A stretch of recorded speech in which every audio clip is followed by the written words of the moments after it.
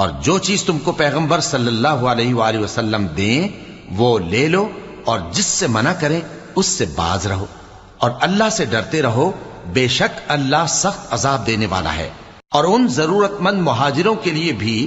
जो अपने घरों और मालों से खारिज और जुदा कर दिए गए हैं, जो अल्लाह के फजल और उसकी खुशनुदी के तलबगार और अल्लाह और उसके पैगंबर के मददगार हैं,